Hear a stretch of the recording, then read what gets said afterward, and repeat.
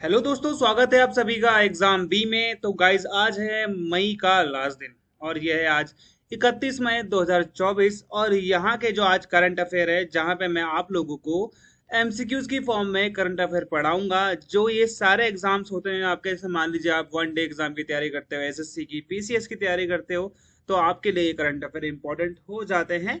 और साथ ही साथ में हम लोग कुछ यहाँ पर स्टैटिक जीके को भी कवर करने वाले हैं। यहाँ पे आपसे पहला क्वेश्चन पूछा जा रहा है, what is the name of the mountaineer who has scripted history by becoming the first person to scale Mount Everest and Mount Lhotse twice in one session और वन सीजन की बात कर रहा हूं मैं। अभी आपको पता होगा कि मैंने जब कल आपको करंट अफेयर पढ़ाया था तो वहां पे मैंने आपको बताया था कि एक ही सीजन में 13 दिनों के अंतराल में 3 बार एवरेस्ट पर चढ़ने वाली महिला कौन बनी थी? पूर्णिमा श्रेष्ठा बनी थी। अब यहाँ पे ये कह रहे हैं कि एक ही सीजन में एक तो इन्होंने यहाँ माउंट एवरेस्ट की चढ़ाई करी, दूसरा यहाँ पे आया माउंट लोहत से। ओके, एक ही सीजन में, यानी कि जो अभी सीजन चलता है इनका, उस सीजन में ये दोनों बार इन्होंने यहाँ पे क्या करा, इसको क्लिंच कर लिया, या फिर इन्होंने यहाँ पे क्या कर लिया, पर्टिकुलरली ये इस पे चढ़ चुके हैं। तो ये इनका नाम आ चुका है। यहाँ पे इनका नाम है सत्यदीप गुप्ता। ओके, काम्या कार्तिकेयन। अब यहाँ पे देखो, काम्या कार्तिकेयन ये बन गई है 16 वर्ष की आयु में माउंट एवरेस्ट चढ़ने वाली भारत की सबसे कम उम्र की वुमेन महिला बन चुकी हैं। ये इनके पिता हैं। और यहाँ पर ये है कामी रीटा शेरपा। ये 30वीं बार चढ़ चुके हैं माउंट एवरेस्ट में, 30 बार चढ़ने वाले। ओके, और ये है पूर्णिमा श्रेष्ठा। ये एक ही सीजन में 3 बार माउंट एवरेस्ट फतेह कर चुकी हैं। ये आपके एग्जाम के लिए इंपॉर्टेंट है। अगला देखो, government of India has granted, government of India ने $1 मिलियन का इमीडिएट असिस्टेंट यानी कि हेल्प दी है कौन सी कंट्री को? अब इस कंट्री में क्या हुआ था, यहाँ पे आया लैंडस्लाइड, और उस लैंडस्लाइड में 2000 लोग मारे गए। कैसे मारे गए? क्योंकि यहाँ पे इलीगल माइनिंग कई जगह होती है, कई जगह यहाँ पे गोल्ड की खदान है जो कि इलीगल है, तो वहां पे दबकर भी काफी लोग मर चुके हैं।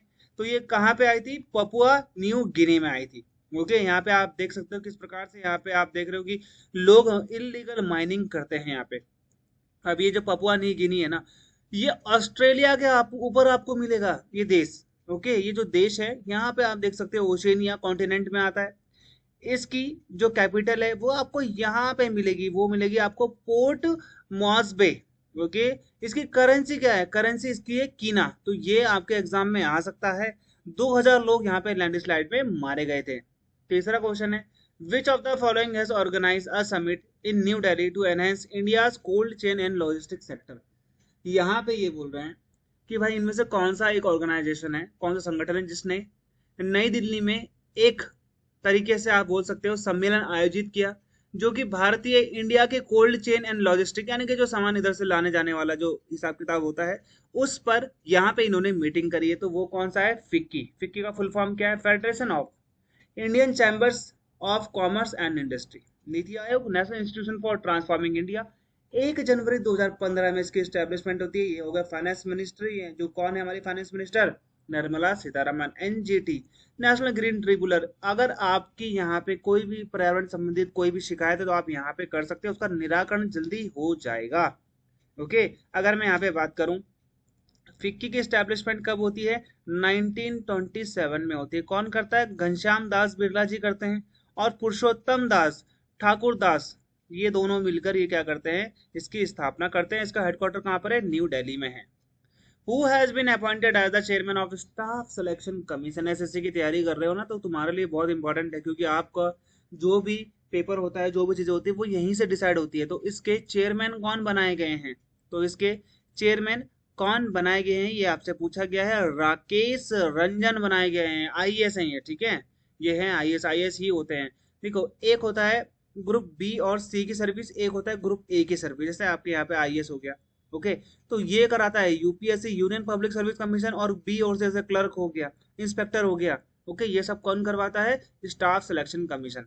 ओके, सब ऑर्डिनेट होते हैं ना, जो इनके सब ऑर्डिनेट होते हैं, इसे बोलते हैं स्टाफ सिलेक्शन कमीशन। विजय खंदूजा को अपॉइंट करा गया है नेक्स्ट हाई कमिश्नर, एम्बेसडर भी बोल सकते हो, किस कंट्री का नियुक्त करा गया है विजय खंदूजा को एज अ हाई कमिश्नर? उच्चायुक्त भी बोल सकते हो, या फिर आप राजदूत भी कह सकते हो। तो ये कैमरून का ओके, कैमरून देखो, अफ्रीका कंटिनेंट ये हो गया आपका, मेडिटेरेनियन सी और रेड सी से अलग करता है एशिया, मेडिटेरेनियन सी अलग करता है इसको यूरोप से।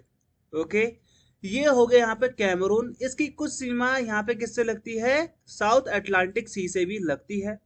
कैमरून घिरा हुआ है Nigeria, Chad, Central African Republic, Republic of the Congo, Gabon और इक्वेटोरियल गिनी से घिरा हुआ है। इसकी कैपिटल क्या है, युआंडे है, युआंडे।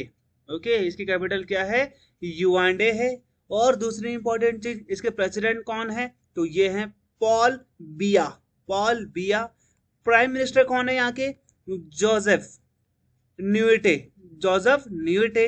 ऑफिशियल लैंग्वेज क्या है, क्योंकि यहाँ पे कभी फ्रेंच लोगों ने इनके ऊपर क्या किया था, शासन किया था, तो इनकी ऑफिशियल लैंग्वेज क्या है, English and French.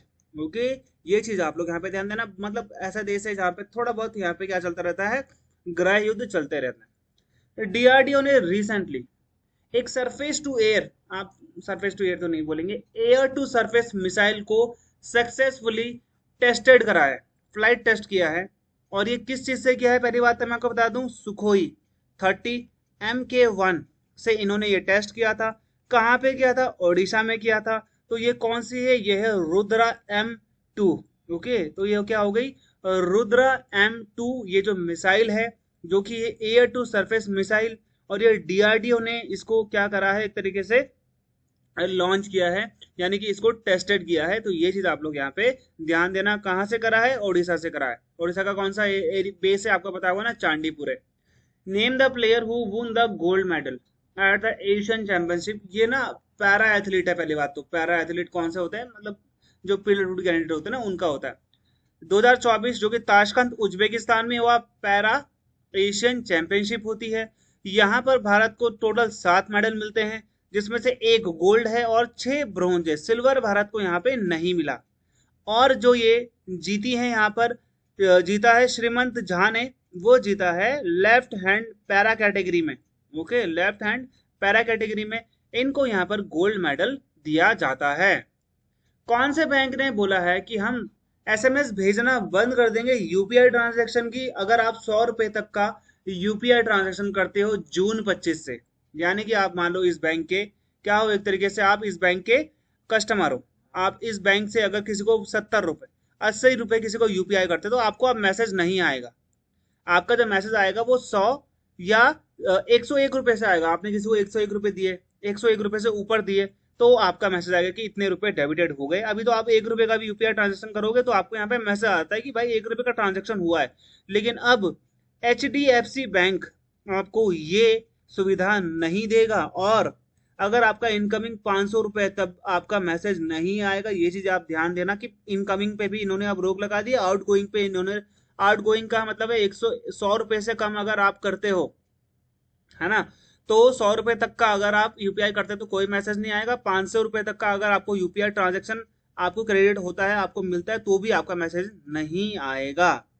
Normal UPI की कितनी है, अगर आपने बोली पर ट्रांजेक्शन कितना रुपए कर सकते हो, 1 लाख रुपए कर सकते हो आप। HDFC की स्थापना कब होती है, ये होती है 1994, यानी कि 1994 में। Housing development finance corporation, Bharat का सबसे बड़ा बैंक भी आप कह सकते हो प्राइवेट सेक्टर का। फाउंडर कौन थे इसके, हसमुख भाई पारेख।